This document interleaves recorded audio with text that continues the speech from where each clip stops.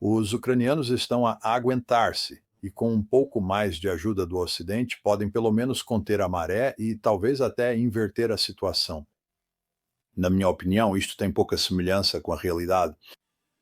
Como bem sabe, esta é uma guerra de desgaste. E numa guerra de desgaste, onde cada lado tenta enfraquecer o outro, o que realmente importa é o equilíbrio de efetivos, o equilíbrio de soldados no campo de batalha, sabe? Nas linhas da frente, em primeiro lugar, e em segundo lugar, o equilíbrio de poder de fogo. E quando falas de poder de fogo agora, referes-te a três conjuntos de sistemas. Um é a artilharia, que tem existido há bastante tempo. Dois são os drones, que representam um desenvolvimento relativamente recente. E depois três dessas bombas inteligentes ou bombas planadoras que podem ser colocadas no barril de picles. E apenas para observar esses dois equilíbrios, o equilíbrio de soldados e posteriormente o equilíbrio de poder de fogo. Ambos favorecem decisivamente os russos. O general Syrskyi, que é o chefe das forças ucranianas, afirma que os russos superam os ucranianos numa proporção de 3-1 no geral. Em vários pontos críticos no campo de batalha, os ucranianos enfrentam uma desvantagem de 6-1.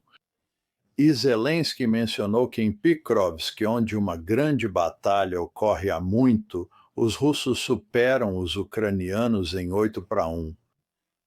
Isso é o que Zelensky diz, não eu. Acho que, em termos de efetivos, olhando só para os números, os russos estão no comando. E depois há a questão das deserções. Tem havido uma série de artigos que saíram no Ocidente a falar sobre o problema das deserções no exército ucraniano.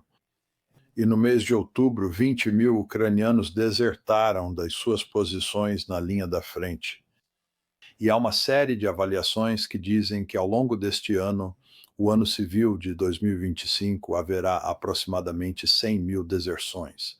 Este é um número verdadeiramente impressionante quando se pensa no tamanho total das forças de combate dos ucranianos na linha da frente, que no máximo são cerca de 350.000 a 400.000. E depois perdem-se 100.000 pessoas ao longo de 2025 e já se está em desvantagem numérica desde o início. Oh, meu Deus, está-se em apuros. E depois há o equilíbrio de poder de fogo na artilharia. Ao longo da guerra, as pessoas têm dito que os russos têm uma vantagem que varia entre 5-1, 7-1, 10-1. Mas os russos têm realmente sido dominantes no que diz respeito ao equilíbrio.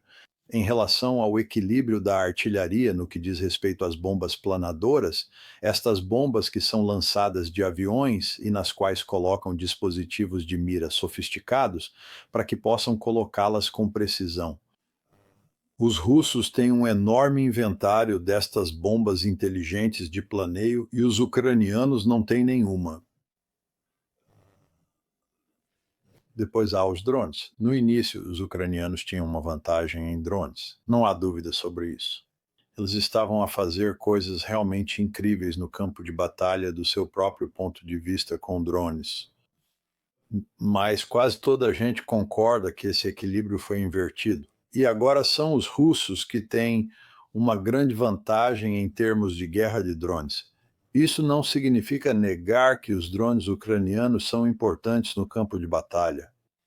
E os drones ucranianos estão a causar problemas aos russos, mas os drones russos estão a causar ainda maiores problemas aos ucranianos. E quando se junta a isso o facto de os russos terem uma vantagem em bombas planadoras, uma vantagem completa aí, e uma vantagem decisiva em artilharia, pode-se ver o quão em apuros está a Ucrânia. E, posteriormente, apenas para elevar um pouco o nível geopolítico e abordar o que iniciou, Trump está a retirar o apoio que estava a ser dado à Ucrânia. Isto não pode ser subestimado. Trump deseja afastar-se deste conflito. E o que ele fez foi declarar que nós, os Estados Unidos, não iremos mais fornecer armamentos diretamente à Ucrânia. Os europeus podem fazer isso. Estamos a transferir a responsabilidade de apoiar a Ucrânia dos Estados Unidos mais a Europa para apenas a Europa. Então, podem comprar armas, vocês europeus podem comprar armas de nós e dá-las aos ucranianos, mas nós não vamos vendê-las aos ucranianos, nem realmente dá-las aos ucranianos. Já terminamos de pagar pelo armamento para a Ucrânia. Vocês conseguem lidar com isso, Europa. Mas o problema é que a Europa não tem dinheiro para apoiar a Ucrânia. Então agora estão a falar em roubar ativos russos, porque, como sabe, há todos esses ativos congelados e Euroclear, acho que é esse o nome, este depósito na Bélgica. E o que os europeus querem fazer é entrar e roubar esse dinheiro russo. Mas há muitos atores europeus que não são a favor de fazer isso. Portanto, não está claro se os europeus podem apoiar financeiramente a Ucrânia no futuro. Tudo isto para dizer que a Ucrânia está numa situação desastrosa, o que se reflete no que está a acontecer no campo de batalha. Sim, e observas isto a acontecer ao longo dos últimos anos, exatamente como estás a mencionar nesse ponto. Vê esses números, vê as estatísticas e depois vê o impacto deles. E achei interessante porque, à medida que se observa a posição em que a Rússia se encontra, obviamente tem estado mais isolados do mundo ocidental, porque a NATO interveio e tornou-os na nação mais sancionada do mundo. Mas por causa disso, eles realmente se voltaram para a China. Certo, eles procuraram que tipo de relações podem ter com outras grandes potências. E a China é uma grande potência, portanto, estou curioso sobre como vê agora o Estatuto da Rússia como grande potência e quais são as suas preocupações sobre como os EUA poderiam reagir se o governo que ajudaram a construir em Kiev colapsar, especialmente enquanto observamos esta guerra de desgaste. Sim, há duas questões aqui. A primeira questão é, sabe, como penso na Rússia como uma grande potência. Tenho argumentado há muito tempo que das três grandes potências do mundo, os Estados Unidos são claramente a mais poderosa. Mas os chineses são concorrentes iguais, estão a chegar perto de nós e há um perigo real de que nos superem. Os chineses são realmente impressionantes. Têm muitas pessoas, cerca de 4 vezes a população dos EUA, e são capitalistas incríveis. Gostaria que fossem comunistas outra vez. São capitalistas fantásticos e estão a dar-nos uma boa concorrência no que toca ao desenvolvimento de tecnologias de ponta. Portanto, são um adversário formidável. E, mais importante, acho que podem dominar a Ásia como nós dominamos o hemisfério ocidental. Eventualmente podem tornar-se uma potência regional. Isto apenas mostra a ameaça que eles representam para nós. Os russos não são uma ameaça séria para nós. Os russos são os mais fracos das três grandes potências. E não há hipótese de a Rússia vir a dominar a Europa, como sabe. Bem, Rachel, há toda esta conversa de que a Rússia vai conquistar toda a Ucrânia, depois vai conquistar território na Europa de Leste, sabe, os estados bálticos, partes da Polônia, partes da Romênia, e tentar restabelecer o Império Soviético na Europa de Leste. E é precisamente isto que devemos recear. Este é o segundo advento da União Soviética. O exército russo é como a Wehrmacht. Sabes, todos estes argumentos são disparates.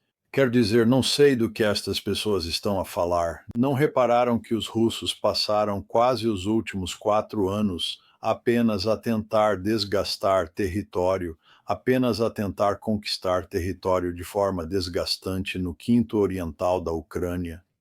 Além disso, Putin nunca expressou qualquer interesse em conquistar toda a Ucrânia. Não posso enfatizar isso o suficiente. Ele nunca expressou qualquer interesse em conquistar toda a Ucrânia, porque certamente entende que isso seria uma fórmula para o desastre. E ele certamente nunca disse nada sobre conquistar território na Europa de Leste. Portanto, penso que não há uma ameaça russa séria, certamente para os Estados Unidos, mas para o Ocidente, de uma forma mais geral, simplesmente não há uma ameaça ali.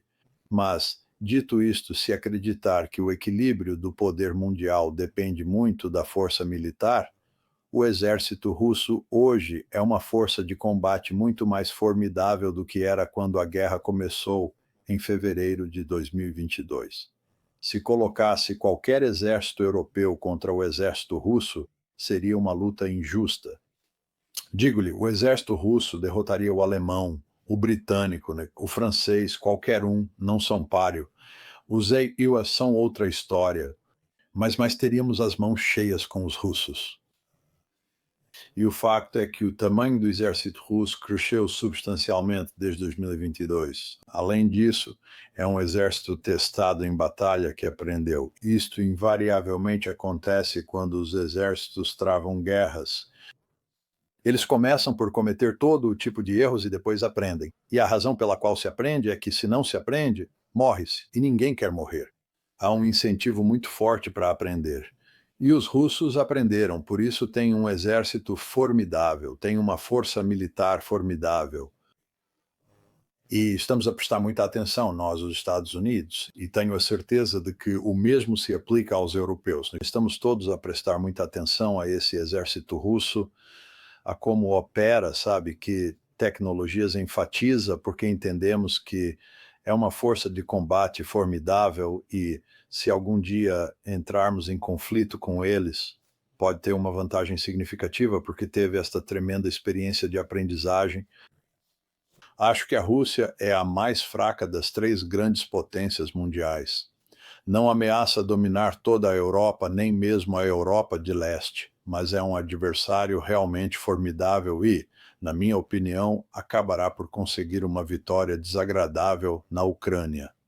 Agora, a sua segunda questão é o que é que provavelmente iremos fazer quando se tornar evidente que a Rússia irá vencer este conflito e que a Ucrânia irá ser derrotada, e levantou a possibilidade de que o exército ucraniano ou o governo ucraniano possam colapsar, e eu acho que isso é verdade. É uma questão muito interessante perguntar o que faremos. Quero dizer, acho que a pressão sobre Trump será enorme para fazer algo. Quer pensar sobre isso? Nós, sabe, principalmente a administração Biden e, em menor medida, a administração Trump, temos estado em guerra com a Rússia desde 2022. E é muito importante entender novamente que isto é certamente verdade sob a administração Biden, que estávamos a tentar derrotar a Rússia. Desejávamos colocar os russos de joelhos, almejávamos arruinar a sua economia, pretendíamos derrubar Putin e queríamos derrotá-los no campo de batalha dentro do território ucraniano. Não estávamos a brincar com os russos, né? Estávamos a jogar de forma bastante intensa, para dizer o mínimo. E a NATO estava a fazer o mesmo, porque, claro, nós, ou seja, os Estados Unidos, basicamente dirigimos a NATO. Aqui está a situação em que os Estados Unidos, os seus aliados europeus e a aliança, de uma forma mais geral, enfrentaram os russos. Claro que não fizemos qualquer combate no campo de batalha, mas estivemos envolvidos em quase todas as outras dimensões da guerra. É por isso que os russos acham que estão em guerra com o Ocidente. Então, o que sugere, e acho que é isso que enfrentaremos em breve, é uma situação em que perdemos. E acreditas que vamos simplesmente desistir e afirmar, ok, fomos derrotados, aceitamos essa realidade? Não me parece, correto? Acho que o ponto, pelo menos a pressão para fazer algo, será muito grande. E a minha opinião pessoal é que não o faremos. Não estou completamente 100% confiante nesta questão, mas a minha opinião é que não tomaremos nenhuma ação imprudente à medida que a guerra se aproxima do seu término, que possa precipitar o uso potencial de armas nucleares ou envolver-nos num confronto direto contra a Rússia. Não acho que faremos isso. Não estou completamente 100% certo novamente, mas não penso dessa forma. Contudo, acredito, Rachel, que o que ocorrerá aqui é que, uma vez que tenhamos um conflito congelado, as relações entre os russos de um lado e a Ucrânia, juntamente com o Ocidente, incluindo os Estados Unidos do outro lado, as relações serão extremamente venenosas até onde a vista alcança. Espero estar enganado nisto, mas penso que as consequências desta guerra, se perdermos, levarão a uma situação em que faremos grandes esforços para causar problemas aos russos e eles farão grandes esforços para nos causar problemas.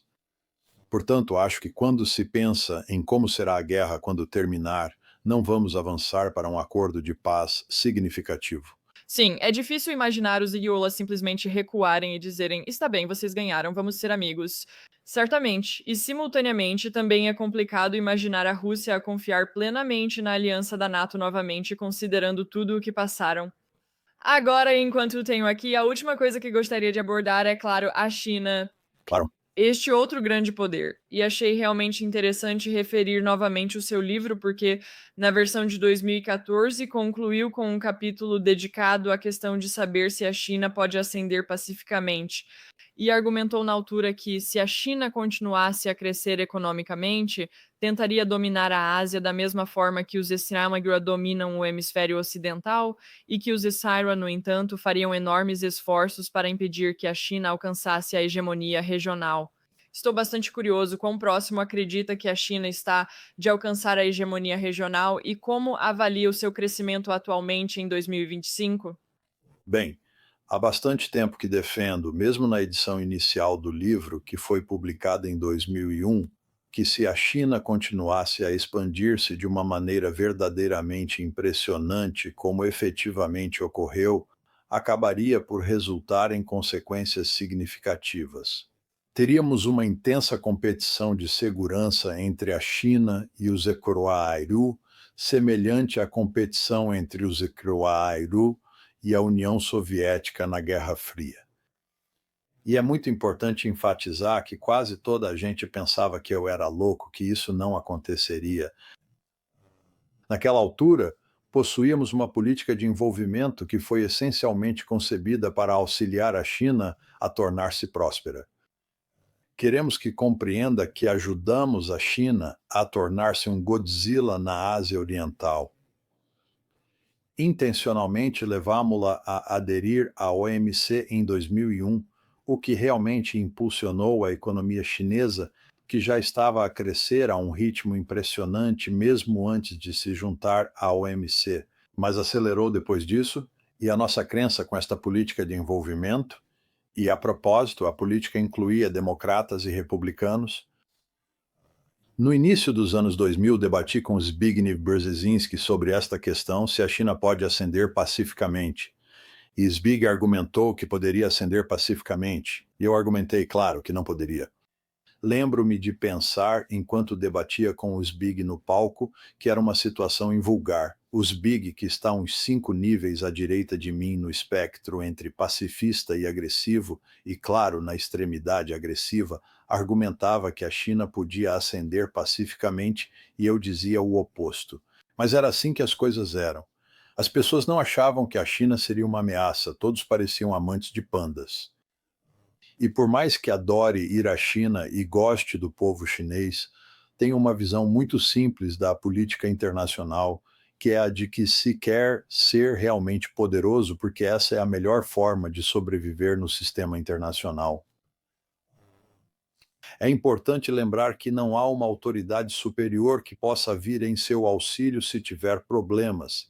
Se eu a atacar, Rachel pode ligar para o 112 e a polícia virá. Essa é a autoridade superior. Ou se eu o enganar num negócio, estou a comprar a sua casa e engano-o. Pode contratar um advogado e levar-me a tribunal, sabe?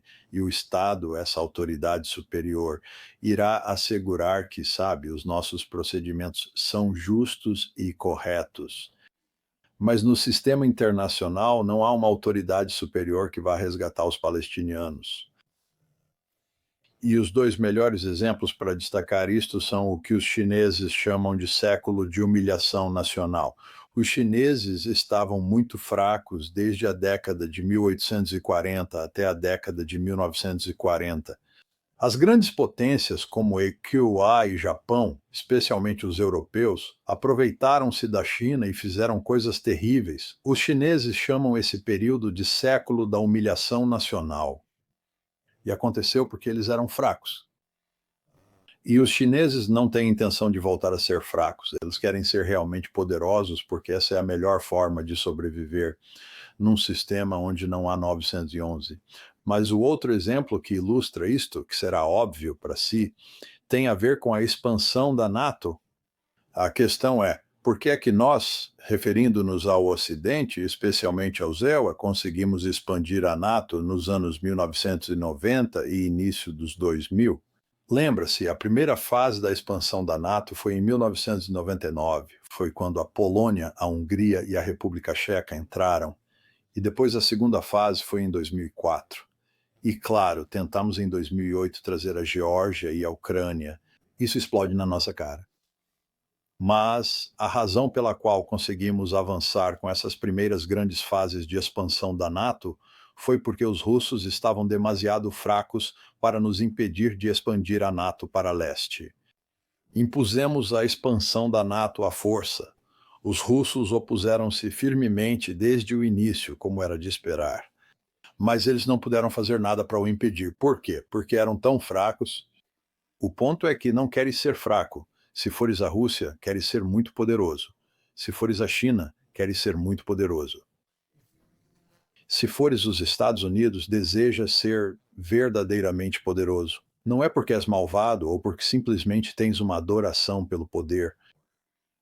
Tem uma personalidade de tipo A, ou como quiser chamar. É porque ter muito poder é a melhor forma de sobreviver num sistema onde não há uma autoridade superior e pode haver alguma grande potência implacável que tenta devorá-lo. Certamente, de qualquer forma, defendi desde a edição inicial de Tragédia em 2001 que se a China continuasse a expandir-se, procuraria exercer domínio sobre a região da Ásia. Esta ideia que a grande maioria dos analistas de política externa nos Estados Unidos tinha, que se a China crescesse economicamente, ficaria envolvida em paz, amor e drogas, achei uma loucura. O mundo não funciona assim. As grandes potências são implacáveis por natureza. Os Estados Unidos são um país implacável. A maioria dos americanos acha isso difícil de aceitar. Pensam que somos, sabe, um cavaleiro em armadura brilhante. Somos um hegemon benigno. Ninguém deve temer-nos. A NATO é defensiva, sabe? Essas coisas. É disparate, certo? Os Steelers são uma potência implacável. Pergunte aos russos, pergunte aos chineses. Eles têm experiência. Isso é conosco. E, de qualquer maneira, o resultado final é que, se a China se tornar mais poderosa economicamente, isso inevitavelmente se traduzirá em poderio militar, e ela desejará dominar a região da Ásia. Há algo de errado com isto? Claro que não. Nós dominamos o hemisfério ocidental. Temos a doutrina Monroe, certo? Diz que grandes potências distantes não podem entrar no nosso quintal. Adoro, como americano, a doutrina Monroe. Não sou a favor de abandonar a doutrina Monroe. Não desejo que a China posicione forças militares no México, no Canadá, em Cuba ou na Venezuela.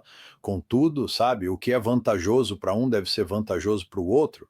E não acha que é apropriado que os chineses não nos queiram no seu quintal? Não acha que eles querem ser o estado mais poderoso da Ásia Oriental da mesma forma que nós queremos ser o estado mais poderoso no hemisfério ocidental?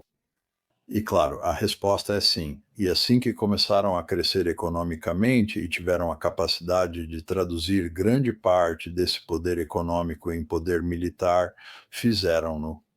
E o resultado final é que temos esta intensa competição de segurança porque não queremos que eles dominem a Ásia.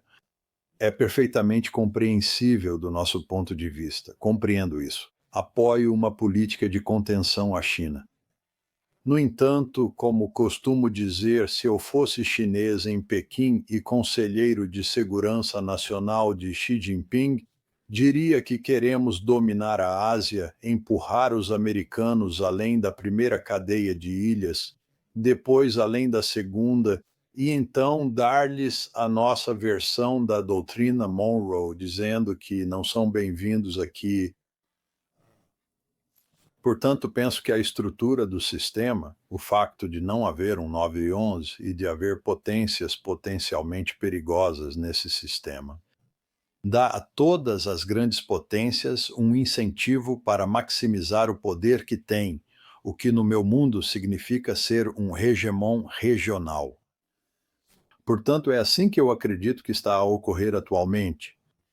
Considero de uma maneira bastante significativa diversos dos meus amigos que, tal como eu, se opõem ao que realizamos na Ucrânia e acreditam que o que os israelitas estão a fazer em Gaza relativamente aos palestinianos constitui um genocídio. Vários amigos meus que partilham essas opiniões acham que estou totalmente enganado sobre a China, que sou um falcão em relação à China, mais uma pomba nos outros dois temas. E a minha opinião pessoal sobre toda a complexa questão da China é que temos de enfrentar o facto de que é assim que o mundo realmente funciona. O meu argumento é um argumento estrutural, não é um argumento que diz que tens muito espaço de manobra. O meu argumento é que as grandes potências estão numa camisa de força. Dado que não há um 911, elas realmente não têm escolha aqui. E o meu argumento há muito tempo é que deseja compreender isso porque, para assegurar que não acabamos envolvidos na Terceira Guerra Mundial, deve compreender quais são os incentivos de ambos os lados. Deseja compreender o que está a conduzir o comboio? E penso que a lógica que apresento não explica tudo sobre a relação entre os ESEWA e a China, mas explica, creio eu, uma grande parte da história, certo? Que a estrutura do sistema simplesmente coloca estes dois países numa situação em que não tem outra escolha senão competir. E o verdadeiro problema aqui, de certa forma, remete-nos ao que estávamos a falar sobre como a guerra na Ucrânia termina. O verdadeiro problema aqui é que, se houver uma competição de segurança intensa entre a China e a Rússia, isso pode escalar fora de controle e pode acabar numa guerra nuclear. Se olharmos para a situação na Ásia Oriental com tensões em Taiwan, no Mar do Sul da China e no Mar da China Oriental, acho que é assustador. Posso contar várias histórias que não são prováveis, mas plausíveis. Posso partilhar histórias plausíveis sobre como pode começar uma guerra aberta entre os Estados Unidos e a China. E porque são dois estados armados com armas nucleares, Deus sabe onde isso irá parar. Portanto, queremos evitar isso. Queremos desesperadamente evitar isso. E, novamente, acho que compreender como funcionam as políticas das grandes potências, compreender que os Estados Unidos podem ser muito implacáveis é importante para os americanos.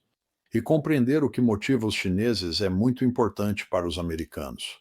E, claro, o mesmo é verdade do outro lado da balança no que diz respeito aos chineses, mas, enfim, em resumo, essa é a minha visão sobre como a política internacional funciona quando as grandes potências estão envolvidas e quão perigoso é este negócio.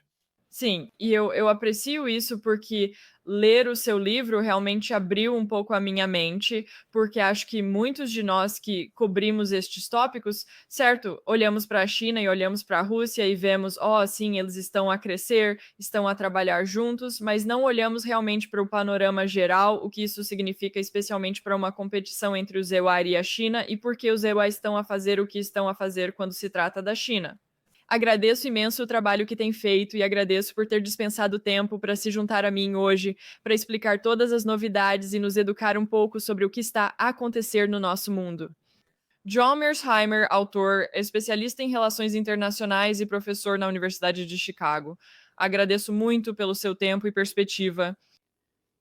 De nada, Rachel, e obrigado por me convidares para o programa. Gostei muito da nossa conversa.